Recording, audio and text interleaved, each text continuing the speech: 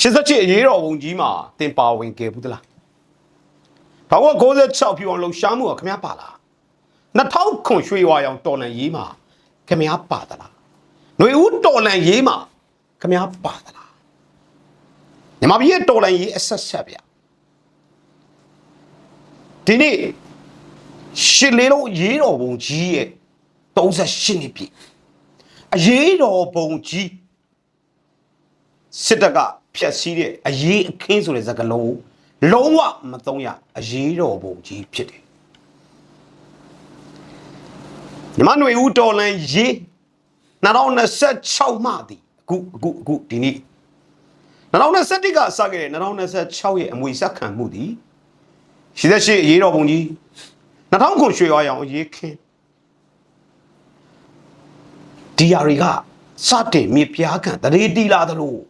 ခွန်လေးခွန်ငါခွန်6လို့သမားရခင်ဦးတက်မိုင်းရာပြီစတဲ့ညီမရေးတော်ပုံတမိုင်းတလျှောက်ဒီနေ့သုံးသက်ဆွေးနွေးကြမယ်ဒီနေ့မှာပဲညီမပြည်ရဲ့ထူးခြားတဲ့သတင်း3ခုရှိတယ်ဒါတွေကိုလည်းပြောပြပေးသွားမှာဖြစ်ပါတယ်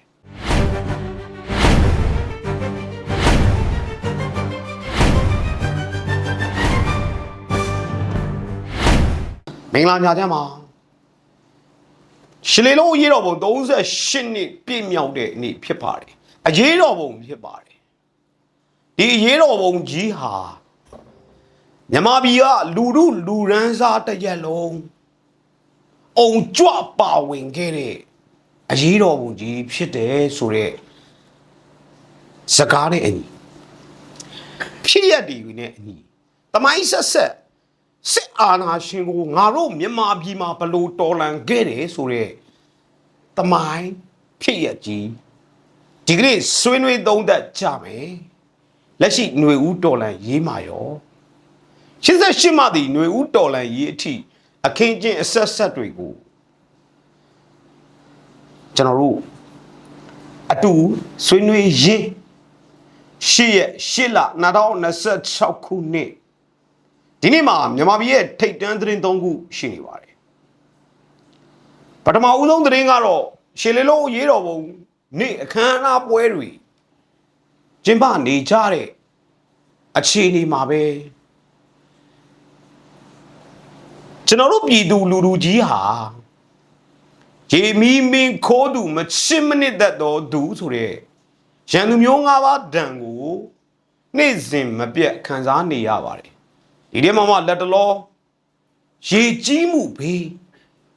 စကိုင်းတိုင်းကျွန်းလာတဖန်းစိတ်ဆယ်လွတ်ချလိုက်ပါတယ်နော်တာဘိုးဆယ်ရေလွဲပေါက်တွေအားလုံးဖွင့်ပေးလိုက်ရပါတယ်မူးမြင့်ကြီးရုတ်တရက်မြင့်တက်လာပါတယ်မြို့တွေ9မြို့နေတဲ့မနေရေကြီးရှမ်းမှုတွေဒီနေ့ဖြစ်နေတယ်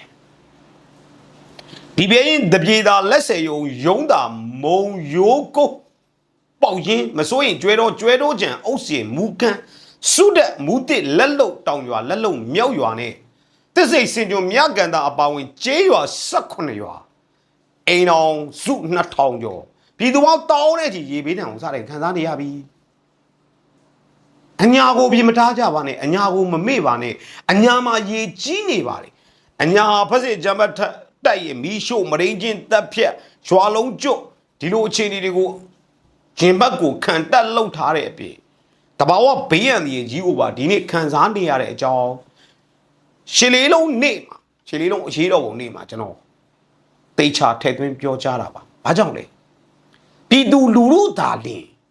ကျွန်တော်တို့နိုင်ငံရဲ့အနာဂတ်ကိုဆုံးဖြတ်မယ်ပြည်သူသားလင်းအတိကနိုင်ငံရေးသမားတော်လိုင်းရေးသမားတွေအမြဲတမ်းပြောတဲ့စကားအခုပြည်သူရေနစ်နေတာကိုကျွန်တော်တို့မပြောလို့မရဘူးမကူလို့မရဘူးငါတို့ပဲရှိတယ်ပြည်သူကပြည်သူကူနှွေးထွေးကိုချင်းစာတရားနဲ့ရှေ့ဆက်ကြရမယ်ရွှေဘိုနောက်ချမ်းကျေးရွာ18ရွာရေဝင်နေပြီခင်ဦးနောက်မြောက်ချမ်းမူးမြင့်အနီး D1 မူးပေါင်တွင်တာတိုင်0လက်ပံကွက်တပ်ပေးမူးတာရွာတစ်တက်တာပန်းထောင်းအင်ဒိုင်းတရက်ပင်စုရွာတစ်ကုန်းအင်းပတ်အောင်ချမ်းသာမကြီးအောင်ရာတော်မြင်းအောင်ကျွန်းတော်လေးကျွန်းတော်ကြီးတာဝတ်ထိအပါဝင်ကျေးရွာ18ရွာ ရေဒီစတယ်လွှမ်းမိုးနေပြီဗျရေဦးလေရေတဖြည်းဖြည်းတက်လာနေတယ်ဝက်လက်နောက်ချမ်းမှာလဲမူးမြေကံဖေးမှာရှိတဲ့ရွာတွေဖြစ်တဲ့ဆွဲကျွေးမူကျိုးဥယျာဉ်သာတီတော့တမယိုးကိုင်းနဘဲလရွှေအိုးရမင်းကန်တရက်ချိုကြောက်ကုန်းဥယျာဉ်သာမြောက်ရွာမြင်းတီကြောက်တိုင်မူကန်လေးကျေးရွာ1500စတွေရေဝင်နေပြီဟုတ်ကလား6ရက်နေ့ကဆိုရင်ဒီဘေး6ရိုးမှာ6ရိုးကျေးရွာမှာကောက်ဆိုင်သမား10ယောက်ချောင်းပြက်ကူးတာရုတ်တရက်တောင်ကြချောင်းပြင်းလို့မျောပါပြီ6ယောက်သေခဲ့ရပြီတဖန်းစိတ်ဆယ်မူးမြေကန်ဒီတလျှောက်မနေတဲ့ပြည်သူလူထုတွေအနေနဲ့ချောင်းဖြတ်တာတွေရေတွင်းသွားလာတာတွေရုတ်တရက်ရေတွေဝေါကနေစီးကြလာတွေဖြစ်တဲ့အတွက်ဂရုစိုက်ကြပါဒါကြောင့်မို့တွေဥတော်လိုင်းကာလာမှာလက်နဲ့ဆွဲကင်တော်လန်တဲ့စကိုင်းအညာအကျေဒေတာကရေကြီးတံခံစားနေရတဲ့ပြည်သူလူထုထံကိုရတဲ့ဒီနဲ့ဆက်သွယ်ကူညီပေးကြပါလို့ပြောလို့ပါတယ်ရှီလေးလုံးနေ့ရဲ့နောက်ထပ်ဒုတိယသတင်းတစ်ပုဒ်ကတော့အမေရိကန်နိုင်ငံရဲ့ဒေါ်နယ်ထရန့်အစိုးရအတည်ပြုလိုက်တဲ့မြန်မာတွေအပေါ်ကိုပြင်းထန်တဲ့ရိုက်ခတ်မှုတွေရှိတဲ့သတင်းတစ်ခုဖြစ်ပါတယ် TBS နေထိုင်ခွင့်ရုပ်သိမ်းလိုက်တဲ့အတွက်ညီမ4000ညီမပြည်ပြန်ပို့ခံရမယ့်အခြေအနေရှိနေတယ်ဆိုတော့နောက်ဆုံးသတင်းလေးကိုကျွန်တော်ရနေပါတယ်အဲ့တော့အမေရိကန်အစိုးရကနေပြီးတော့ဒီ TBS နေထိုင်ခွင့်ကိုရုပ်သိမ်းတဲ့ရုပ်သိမ်းခွင့်ရှိတယ်ဆိုတဲ့ကြောင့်အမေရိကန်တရားရုံးတွေကအတည်ပြုပေးလိုက်တယ်ဆိုတဲ့သတင်းထွက်ပေါ်လာပြီးမှအမေရိကန်နိုင်ငံမှာရှိတဲ့မြန်မာ TBS နေထိုင်ခွင့်နဲ့နေထိုင်သူ4000လောက်ရှိနေပါတယ် TBS ဆိုတာဘာလဲ TBS ဆိုတာကတော့ခက်ရှင်းရှင်းခက်လွယ်လွယ်ပြောရရင်တဘာဝဘေးရန်ရဲ့ပြည်ရင်းစစ်ဒဏ်နဲ့ဒီမတရားပြုလုပ်ခံရတဲ့သူတွေကိုနေထိုင်ခွင့်အလုံးလုံးကင်ခွင့်ပေးတဲ့အမေရိကန်လဝကနေထိုင်ခွင့်ပုံစံတစ်ခုပေါ့ဗျာအမေရိကန်မှာ4000လောက်ရှိပါတယ် TBS နဲ့နေထိုင်တဲ့သူဒီသူတွေကိုနေရပြန်ပို့မယ်ဒါတွေကိုရုပ်သိမ်းမယ်ဆိုတဲ့သတင်းတွေထွက်ပေါ်လာပါတယ်ဒါရှစ်လေးလုံးနေ့ရဲ့38နှစ်မြောက်နေ့ရဲ့ထူးခြားတဲ့သတင်းတစ်ပုဒ်ထွက်ပေါ်လာတဲ့သတင်းတစ်ပုဒ်ဖြစ်ပါတယ်နောက်ထပ်ပြီးတော့ထူးခြားတဲ့သတင်းတစ်ပုဒ်ကရှစ်လေးလုံးနေ့ဒီကနေ့မှာ National Congress ပါမာအမျိုးသားကွန်ဂရက်မြန်မာဆိုပြီးတော့တော်လိုင်းအင်အားစုထွက်ပေါ်လာပါတယ်ဒီအင်အားစုရဲ့ကြီးညာချက်ထဲမှာတွေ့ရတာကနံပါတ်1တော်လန်စစ်ကိုအနိုင်တိုက်မယ်နံပါတ်2 Federal ပြည်ထောင်စုတည်ဆောက်မယ်အဲ့ဒါတွေအားလုံးလုပ်ဖို့အတွက်အလဲကကြောင်ထိုးတာပါလေစစ်အာဏာရှင်စနစ်ကိုအမြဲတမ်းခြေမုံရမယ်ဒီ3ချက်ကိုအခြေခံမူထားပြီးဒီကနေ့မြန်မာအင်္ဂလိပ်ဂျပန်ဘာသာတွေနဲ့ထုတ်ပြန်ကြေညာပြီး National Congress မှာဌာနပေါင်းမြောက်များစွာနဲ့ member list တွေကိုကြေညာလိုက်ပါတယ်အဲ့ထဲမှာကျွန်တော်တို့ခင်ဗျားတို့မြင်တိနေတဲ့ကာကွယ်ရေးတို့စစ်ရေးတို့ပြည်ထရေးတို့လုံခြုံရေးတို့ဆိုတာထက် Federal လုံခြုံရေးနဲ့ကာကွယ်ရေးဌာနဆိုတဲ့ဌာနတစ်ခုပါဝင်လာတာကိုတွေ့ရပါတယ်ကျွန်တော်အဲ့ဒီသတင်းနဲ့ဆက်ပြီးပြောရေးဆိုခွင့်ရှိသူတွေကိုဆက်သွယ်ဖို့ဒီနေ့စူးစမ်းတဲ့အချိန်မှာတော့မရခဲ့ပါဘူးမနှက်ဖြန်လောက်တော့စူးစမ်းပြီးတော့တင်ပြနိုင်ဖို့စူးစမ်းပါမယ်အဲ့တော့သတင်းသိရသလောက်တော့တိကျတဲ့မူဝါဒတွေနဲ့ခိုင်မာတဲ့စနစ်တရားတည်ဆောက်မှုဗဏ္ဍာရေးဌာနနိုင်ငံရေးဌာနအဲ့ထဲမှာ Federal လုံခြုံရေးနဲ့ကာကွယ်ရေးဌာနဆိုတာခါကျွန်တော်တော်တွေးစရာဖြစ်တဲ့ဌာနတစ်ခုသူ့ရဲ့တည်ဆောက်မှုပုံစံသူဘာတွေလောက်ထားပြီလဲ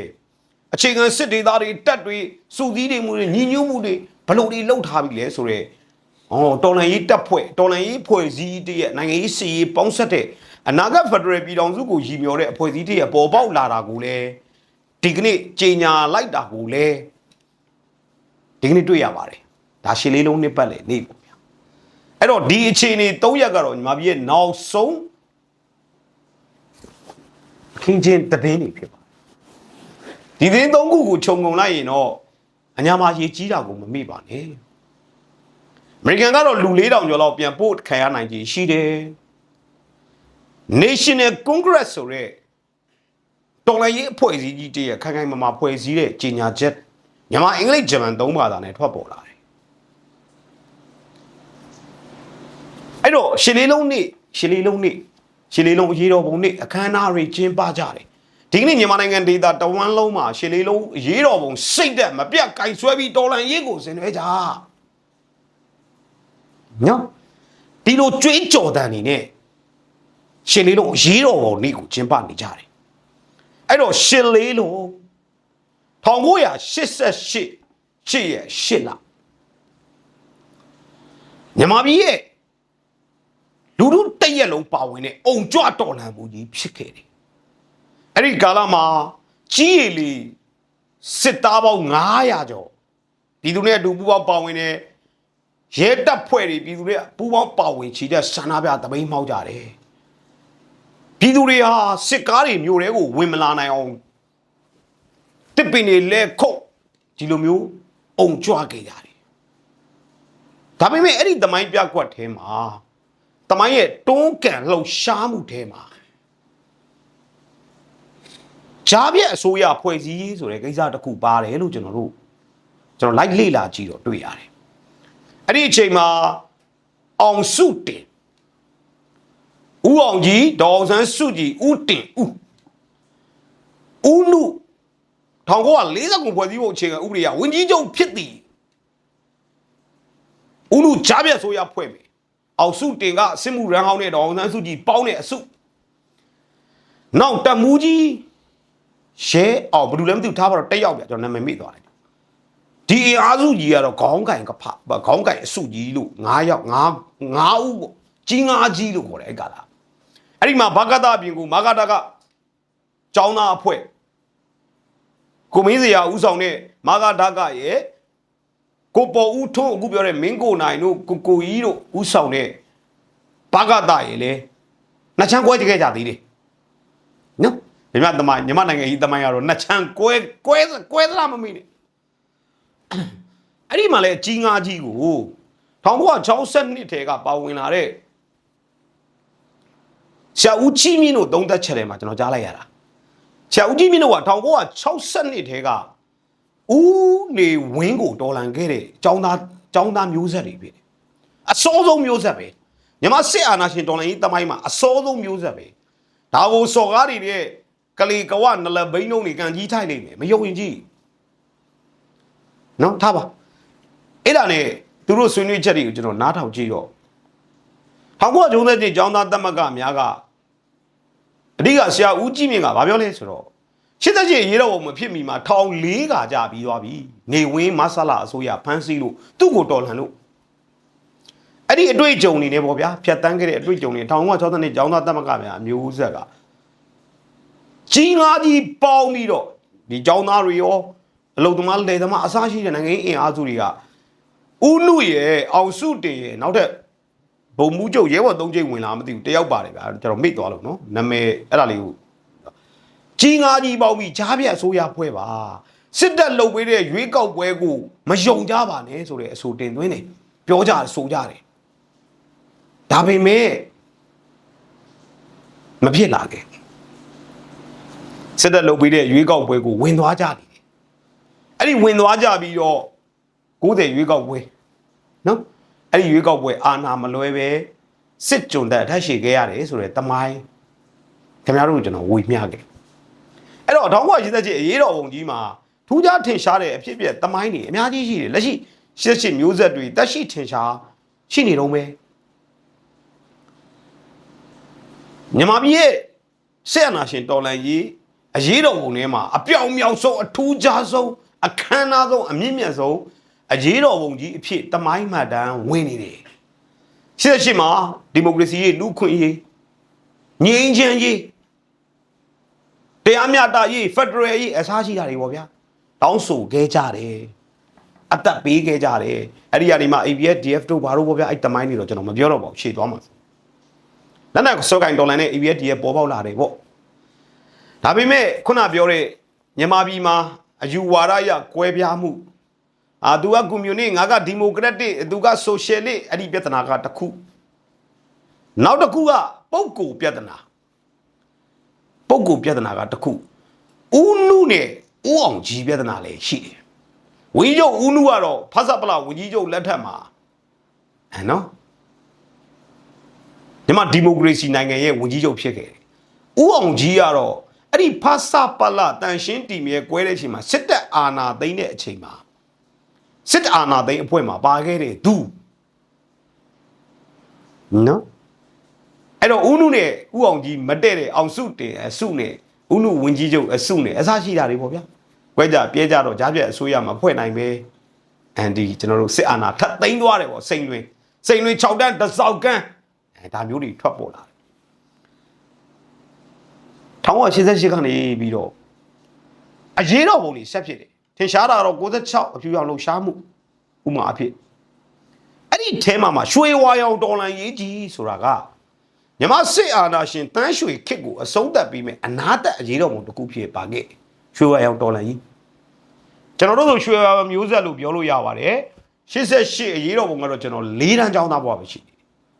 ဂျင်းစည်းပြားကြိုက်ပြီးဒိုအရေးနှစ်ဖူးမှာအနီစပတ်ပြီးអော်ခဲ့တာပေါ့တာဂိတမှာကျွန်တော်နေတယ်အဲ့တော့မှာစင်ကမလမ်းညဆိုရင်ကျောင်းသားတွေချီတက်လာတာဒိုရေးဆိုကျွန်တော်တို့အဖေတွေအမေတွေအဖိုးတွေအဖွားတွေကကျွန်တော်အဖိုးကရဲဘော်3ကျိတ်ရဲဘော်3ကျိတ်မဟုတ်ဘူးဂျပန်ခေတ်ဒီ BIA လား BDA လားတက်သားမော်ကွန်းဝေပထမအဆင့်ဘာဦးနေဝင်းတို့နဲ့အတူတူတော်လန်ခဲ့တယ်ဘာကြောင့်သူသူကလည်းမရဘူးသူပါမယ်သူ88မှာသူပါတယ်ဗောနော်အဲ့ဒါနဲ့ကျောင်းသားတွေကြီးတက်လာပြီးရေတွေတိုက်မယ်ဆိုရေတွေခတ်ကြပါနော်ရေတွေအေးတွေလောက်မုတ်တုတ်တွေနဲ့တာဂီတာစေကမလိုင်းတိရှောက်ကျွန်တော်တို့ဒီတာဂီတာကတရားဟောင်းပေါ့အဲ့တော့တရားဟောင်းပဲရှိတယ်တရားဟောင်းကနေကြောက်တိုင်ချီတက်လာလို့ရှိရင်ဒီတပ်ဖွဲ့မှတ်တိုင်ပြီးတရားယုံပြီးတစ်စည်းကွေ့နေစေကမလန်းကြီးကိုဝင်အနော်မာထူပါယုံရုပ်ရှင်ယုံဒီလိုလက်မယ်တော်တော့ကျွန်တော်တို့တွေပေါ့ဗျာကျွန်တော်၄တန်းချောင်းသားပေါ့နာမမိတာလေးတွေပါညတိုင်းလို့ဖြစ်တယ်ဒါပေမဲ့အဲ့ចောင်းသားတွေမလာဘူးဘာဖြစ်လို့လဲလို့လိုက်စုံစမ်းကြည့်တော့အဲ့တရားဟောင်းမှာចောင်းသားတွေခြိတက်လာတာကိုစစ်တပ်ကဗရင်းကန်းနဲ့ပြစ်တာအပုံလိုက်သေးတာညတိုင်း6လန့်နေတယ်ကျွန်တော်ရန်ကုန်မှာအာနာမသိငင်ရှိစဉ်ကာလတုန်းက88အရေးတော်ပုံနေ့ဆိုရင်အဲ့တရားဟောင်းကိုရောက်အောင်သွားပြီးကျွန်တော်တို့လုပ်ကြပါတယ်အငယ်ဥပမြင့်တို့ကိုတေးအောင်တို့အစားကြီးတယ်ကျွန်တော်တို့ဒီမိုကရက်တစ်အင်အားစုတွေအဲ့ဒီတရားဟောင်းထိတ်ကိုသွားလုပ်တယ်ဘာကြောင့်လဲအဲ့ဒီတရားဟောင်းမှာမကြုံမလွတ်တဲ့ကျွန်တော်တို့ကျောင်းသားအာဇာနည်ရှိတယ်အဲ့တော့အိမ်မှာမမိတာလေးတစ်ခုကအနော်မာထိတ်မှာကိုရက်ကွက်ကိုလုံကြုံရေးရှူတာအနော်မာတွေမှာစံကိုတော်ကြီးတစ်ခုရှိတယ်အဲ့စံကိုတော်ကြီးကိုဖောက်ကြတာလေကျွန်တော်မျက်စိနဲ့မြင်ဘူးတယ်ဖောက်သွားတာကစစ်တပ်ဖောက်ပြီးယူသွားတယ်ဒါပေမဲ့ပြည်သူကအကျွင်းကြံကောက်တော့တနက်နဲ့လမ်းပစ်လို့ကျွန်တော်မျက်စိရှိမှာပဲနတ်ထင်ကိုလူတယောက်ဖောက်သေးဘူးတယ်ဒီလို88အရေးတော်မူကြီးပေါ့ဗျာမပြီးဆုံးသေးတဲ့တမိုင်းရဲ့တော်လန်ရေးခေဝင်ကိုကျွန်တော်တို့ဦးဆက်ထမ်းနေကြပြီအဲ့ရနေမှာတဆင့်ရွှေဝါရောင်တော်လန်ရေးစီကိုကျွန်တော်တို့ခြိတက်ခဲ့ကြတယ်ရွှေဝါရောင်တော်လန်ရေးမှာတော့ကျွန်တော်တို့ကလူလုံးပြပြီပေါ့ဗျာပန်းစိုးရန်မြို့တော်ခမ်းမရှိတာမွေတုံးဒါကုန်ပြစ်တက်ကြောင်မြောင်းသတိပဋ္ဌာန်လမ်းလာတာလမ်းမတော်တည်စေမြို့တော်ခမ်းမရှေ့မှာတီခြိတက်ဆန္ဒပြပွဲကြီးဒါတွေကိုကျွန်တော်ရွှေအောင်တော်လန်ရေးမှာလုပ်ခဲ့ကြတယ်ဒါကနောက်တစ်ဖြတ်မှာပြောမယ်အခုအချင်းလေးပဲပြောလိုက်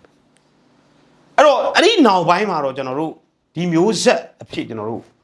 နိုင်ငံရေးမှာပါလာခဲ့တယ်2000ရွှေအောင်တော်လန်ရေးကြီးပြီးတော့ဒီမိုကရေစီကျောင်းသားတပိတ်စစ်ကျောင်းဒီမိုကရေစီကျောင်းသားတပိတ်ကြီးပေါ်ပေါက်လာခဲ့တယ်2015တဲ့ဆိုတော့ခေတ်ဆက်ဒေါ်လာရေးတွေဖြတ်တန်းလာတယ်မြန်မာပြည်ရဲ့စစ်အာဏာရှင်ရဲ့တွန်းထိုးလှုပ်ရှားမှုပါလေဘယ်တော့မှငြိမ်သက်မသွားဘူးစစ်တပ်ဟာတော်လန်ရေးနဲ့စစ်အာဏာရှင်စန့်ကျင်ရေးအတွေးခေါ်ကိုဘယ်တော့မှဖယ်ရှားပြလို့မရတော့ဘူးဆိုတဲ့တပ်တွေဟာမိုင်းရပြည့်ရေးတော်ပုံဦးတက် ရေခင်ဦးတက်လှုပ်ရှားမှု1988ဒီမိုကရေစီလူထုအရေးတော်ပုံကြီး2000ကိုရွှေအောင်တပိတ်ဒီနေ့ຫນွေဦးတော်လှန်ရေးလှုပ်ရှားမှုထိကျွန်တော်တို့စစ်အာဏာရှင်စနစ်ဆန့်ကျင်ရေးကို60နှစ်မျိုးဆက်ကနေဒီနေ့ကျွန်တော်တို့ຫນွေဦးတော်လှန်ရေး21မျိုးဆက်အထိကိုခိုင်ခိုင်မာတည်ဆောင်လာနိုင်သေးတယ်ဆိုတော့တော်လှန်ရေးရဲ့မြင့်မြတ်သောတည်ကြည်ခိုင်မာမှုကိုခင်ဗျားတို့ဒီကနေ့မြင်ရပြီအဲ့ဒီစစ်တပ်ဟာနှစ်ပေါင်း80တိတိကျကျဆိုနှစ်ပေါင်း88နှစ်အာဏာအဆောက်အုံပေါ်မှာအကုန်ထိုင်ပြီးဗဟိုအာဏာကိုချုပ်ကင်ပြီးစနစ်တကျတိဆောက်ထားတဲ့စစ်တပ်ကမြင်သားတယ်မမြင်သားတဲ့စစ်အာဏာရှင်စနစ်ဆိုတာရှိတယ်အဲ့ဒီစနစ်ကြီးမှာလဲပတ်နေတဲ့ရန်တရားတွေခင်ဗျားတို့သိရလူတွေရှိတယ်ခင်ဗျားတို့မြင်တဲ့ဘိုခင်ညွန့်ဆိုတာနယ်ရုပ်တရုပ်ပဲဖြစ်ရင်ဖြစ်မယ်ခင်ဗျားတို့အခုမြင်နေတဲ့မင်းအောင်လှိုင်မအားလာဟာစစ်အာဏာရှင်စနစ်တစ်ခုလုံးရဲ့ပြရုပ်တစ်ခုသာဖြစ်မယ်ဒီရန်တရားကြီးကိုလဲပတ်နေတဲ့ခွေးသွားစိတ်ကြီးတွေရှိသေးတယ်ဒီစနစ်ကြီးလဲပတ်နိုင်ဖို့ထောက်ပံ့နေတဲ့ခရိုပြခရိုဝါအစားကြီးတွေတိမ်မြုပ်နေတဲ့စစ်အာဏာရှင်ရဲ့လက်တံတွေအများကြီးရှိသေးတယ်ဒါကြောင့်မို့စစ်အာဏာရှင်စနစ်ဟာနှစ်ပေါင်းရာချီဖြစ်ခဲ့တော့ပဲ98နှစ်ရှိသွားပြီ sorry ဒါကိုဖြိုချတာ9နှစ်လောက်နဲ့တော့မရဘူးပေါ့ဗျာတော်လန်ကြီးဟာထုံစည်းတိုးတန်းကစားနေတာမဟုတ်ဘူးလေဂျင်ပေါက်နေတာမဟုတ်ဘူးလေငွေစိုးထွက်ဆိုလုံးမရဘူးလေကိုစိတ်ညစ်เสียတခုကြုံနိုင်ငါမလုပ်တော့ဘူးကွာစိတ်ပြတ်တယ်အန်ယူဂျီကကွာစောက်သုံးမှုချဘူးဘသူကဘာဖြစ်တယ်ကွာဒါနဲ့ကျွန်တော်တို့တော်လန်ကြီးကိုစစ်အာဏာရှင်လိုကောင်းတော့တက်တောင်ဗိုလ်ရုနဲ့ပယ်ဖြတ်လို့မရတာဘယ်အကြောင်းတွေကကျွန်တော်တို့တော်လန်ကြီးစိတ်တက်ကိုထိပါနိုင်ပါလေရိုက်ချိုးနိုင်ပါလေပယ်ဖြတ်နိုင်ပါလေဆိုတဲ့မိကွန်းကိုမေးပါနော်အဲ့တော့2021ရောက်လာတဲ့အာဏာသိမ်းနေပေါ့အဲ့တော့အာဏာသိမ်းတဲ့ကိစ္စနဲ့ပတ်သက်ပြီးတော့လေညတော့က TikTok မှာကျွန်တော်အိတ်မပြောလို့ TikTok လေးကြည့်နေ live လေးတစ်ခုမှာဆွေးနွေးနေကြတော့ကျွန်တော်ဝင်ကြည့်နေနဲ့ကိုမြတ်ကျော်ရဲ့လာဆွေးနွေးပေးကြပါအောင်ဆိုတော့ကျွန်တော်တက်သွားတော့အဲ့ဒီမှာဒီစစ်တပ်ကိုထောက်ခံတဲ့လူတယောက်နဲ့စကားပြောပြတယ်ပေါ့ဗျာအဲ့စကားအခြေအတင်လေးပြောပြတယ်2018မှာအာဏာသိမ်းသွားတာတရားတယ်ပေါ့သူကဟာဟုတ်ပြီတရားတယ်ခင်ဗျတဘောပေါက်တရားတယ်ဘာကြောင့်အာဏာသိမ်းတာလဲကျွန်တော်မေးတယ်ဘာကြောင့်အာဏာသိမ်းတာလဲမဲခိုးလို့NLD ကမဲခိုးလို့ဟာသိကြလားခင်ဗျတကယ်သိကြပြီလားမဲခိုးလို့အာဏာသိမ်းတာဟာသိကြတယ်ဟုတ်တယ်စစ်တပ်ကအခုပြိကတ်သုံးမလို့တဖွာဖွာယူနေတယ်2008ဖွဲ့စည်းပုံအခြေခံဥပဒေရဲ့ရွေးကောက်တင်မြှောက်ခြင်းအခမ်းမှာတော့ဖတ်ကြည့်ရွေးကောက်ပွဲဆိုင်ရာကိစ္စရပ်များကိုအငြင်းပွားမှုနားလည်မှုမတရားမှုမတန်မာမှုများပေါ်ပေါက်ပါကပြည်ထောင်စုရွေးကောက်ပွဲကော်မရှင်အဆုံးဖြတ်တာအတီးဖြစ်သည်ဆိုတဲ့ဖွဲ့စည်းပုံအခြေခံဥပဒေတော့အဲ့ဒီစာအုပ်ထဲမှာအဲ့ဒီပြဋ္ဌာန်းချက်ပါတယ်ဥပဒေတော့ဘာစစ်တပ်မှာအာဏာသိမ်းစရာစောက်ကြောင်းမရှိဘူးဥပဒေကိုစစ်တပ်ကချိုးပေါက်တာစစ်တပ်ဟာတိုင်းပြည်နဲ့လူလူကိုပုံကန်တာလို့ကျွန်တော်မနေ့ညပြောခဲ့သေးတယ်နော်ဒါလေးစစ်ထက်ပြောတာအဲ့တော့အာဏာသိမ်းကြတယ်ဗျာအာဏာသိမ်းနဲ့ຫນွေဦးတော်လှန်ရေးပေါ်ပေါက်လာတယ်ຫນွေဦးတော်လှန်ရေးမှာလည်း87မျိုးဆက်ចောင်းသားခေါင်းဆောင်တွေရောចောင်းသားတွေရောမျိုးဆက်ပြည်သူလူထုတွေရောတာဝန်ကျေစွာပါနေသေးတယ်ဒါပေမဲ့တစ်ချိန်လုံးကကြီးငါးကြီးလို့ဂျာပြအစိုးရဖွဲ့တာတွေကိုကကြိုလို့ရပဲနိုင်ငံရေးကွက်တွေကိုတယောက်နဲ့တယောက်အာဏာထိုင်ကုန်လူပြီးစစ်တပ်ကိုရောက်ပါကြက်ဥတိုက်ပြီးပစိုးလံပေးတဲ့အကွက်တွေဒီຫນွေဦးတော်လှန်ရေးမှာတွေ့ရတယ်ထပ်ပြီးတော့အာဏာမတ်လိုက်ကြတာထိုင်ကုန်တွေဒီຫນွေဦးတော်လှန်ရေးကတော့88နဲ့မတူတာကလက်နက်ကင်တော်လှန်ရေးပါလာပြီ88တုန်းကလက်နက်ကင်တော်လှန်ရေးမပါဘူးလက်နက်ကင်တော်လှန်ရေးကိုလုပ်ဖို့ခေါင်းဆောင်တွေကညင်းပယ်တယ်အဲ့မှာအလင်းဝင်လာတဲ့ဟိုပြည်သူနဲ့ပူးပေါင်းလာတဲ့စစ်သား900လောက်ကိုတနက်မယူခဲ့နဲ့အဲ့တော့ကတော့ NLD ရဲ့နာယကကြီးဦးတင်ဦးပေါ့ကာကွယ်ရေးဦးစီးချုပ်ဟောင်းပေါ့တနက်မယူခဲ့တယ်ပြောတော့ဟိုကတနက်မယူခဲ့ဘူးမိသားစုတွေကလည်းစစ်တပ်ထဲမှာကြံခဲ့တယ်ဒီဘက်မှာပြည်သူတွေနဲ့ဆန္ဒလာပြတယ်ဟိုကစစ်တပ်ကလည်းအာဏာသိမ်းပြီးတော့အဲ့စစ်သားတွေအကုန်ဖမ်းတက်ဖြတ်လုပ်တော့ငါတို့လည်းမသိဘူးလို့ပြောတဲ့ခေါင်းဆောင်တွေရှိတယ်တမိုင်းကိုသိတဲ့လူတွေရှိတယ် တခါတလေကြရင်မြန်မာနိုင်ငံကြီးခေါင်းဆောင်တွေတာဝန်ပြက်ကွက်မှုတွေကိုကျွန်တော်တို့မထောက်မညာတဲ့လက်ညှိုးထိုးပြီးတဲ့ဝေဖန်အပြုသဘောဝေဖန်ရမယ်သင်ခန်းစာယူရမယ်တကူ NUG နဲ့တကွຫນွေဦးတော်လိုင်းအင်အားစုတွေထဲမှာကိုစကားကိုလုံရက်ကိုတာဝန်မယူတဲ့ဟာတွေကိုတဲ့တယ်ပြောမှရမယ်တမိုင်းတစ်ပတ်လဲပြီးစစ်အာဏာရှင်ကိုရောက်ပါကြောက်တိုက်ပစိုးလံပေးတဲ့အချိုးတွေချိုးတဲ့ကောင်မှန်သမျှဟာမြန်မာတော်လန်ရေးတမိုင်းအရေးတော်ပုံအဆက်ဆက်ကိုပြည့်ရည်ပြုစော်ကားနေတာလေစော်ကားနေတာပဲဖြစ်တယ်အဲဒီမှာတစ်ချက်ပြောချင်တာကစာဖတ်ကြပါလေ့လာကြပါတမိုင်းကိုသိအောင်လုပ်ပါတမိုင်းကိုသိရမှာဖြစ်သလိုပစ္စုပန်ကိုလည်းသိရမယ်အနာဂတ်အတွက်လည်းကြိုတင်ပြင်ဆင်နိုင်ရမယ်ဆိုတဲ့သင်ခန်းစာတွေအဖြစ်အပျက်တွေကိုကျွန်တော်ဒီကနေ့ဒီလောက်ပဲပြောပြခဲ့ချင်ပါတယ်နော်တမိုင်းဆက်ဆက်သင်ခန်းစာတွေအာသာချက်တွေအားနည်းချက်တွေတမိုင်းဆက်ဆက်အရေးတော်ပုံတိုင်းမှာပြည်သူလူထုဟာထောင်နဲ့တောင်းနဲ့ချီပြီးအသက်နဲ့ရင်းပြီးပါခဲ့ကြတယ်နိုင်ငံရေးခေါင်းဆောင်ဆိုတဲ့သူတွေတာဝန်ပြက်ကွက်ခဲ့ကြတယ်မြန်မာနိုင်ငံရေးမှာအချမ်းချမ်းအပြန်ပြန်ကွဲခဲ့ကြတယ်ဒီယဉ်ကျေးမှုကိုဒီအဖြစ်ရတွေကိုသင်ခန်းစာယူပြီးဒီ21 IT AI ခေတ်မှာမပြုတ်ပြင်နိုင်ရင်စစ်တပ်ကိုဒီတက်တော်လန်လို့ရမယ်အနိုင်ရဖို့ရုန်းကန်ရလိမ့်ဦးမယ်လို့ကျွန်တော်တဲ့ပဲပြောလိုက်ပါတယ်အဲ့တော့ညီကုန်းနေနဲ့ရွေဦးတော်လိုင်းအင်အားစုအပေါင်းတို့သင်တို့ဟာမြင့်မြတ်သောတိုင်းပြုပြည်ပြုပုဂ္ဂိုလ်တွေဖြစ်တယ်နိုင်ငံရေးနည်းနဲ့တော်လန်မလားစီရေးနည်းနဲ့တော်လန်မလားနိုင်ငံတကာနည်းနဲ့တော်လန်မလားတော်လန်ခြင်းသောနီလန်ပေါင်းစုံနဲ့တော်လန်သူအပေါင်းကို88ရှစ်လေးလုံးအရေးတော်ပုံ38နှစ်အပြည့်ခန်းနာပါ88မှဒီကြာဆုံးခဲ့သောတော်လန်အာဆန်ဒီအပေါင်းကိုလေးစားစွာဒီနေ့ဥညွတ်ဂုဏ်ပြုရင်းတမိုင်းရဲ့သင်ခန်းစာတွေကိုယူပြီးစစ်အာဏာရှင်စနစ်အမြင့်ပြတ်ရိုက်ချိုးရေးကိုတော်လန်စစ်ကိုအနိုင်တိုက်ရေးတန်တိတ်ထန်နဲ့ဆက်ချီတက်ကြမယ်လို့ပြောရင်ဒီနေ့ပေါ်ပေါက်လာတဲ့ National Congress ရဲ့အကြောင်းတွေကိုကျွန်တော်ခင်ဗျားတို့ကိုနောက်ကျမှတေချာလေ့လာတွေ့ဆုံတင်ပြတာတွေလုပ်ပါဦးကျေးဇူးတင်ပါတယ်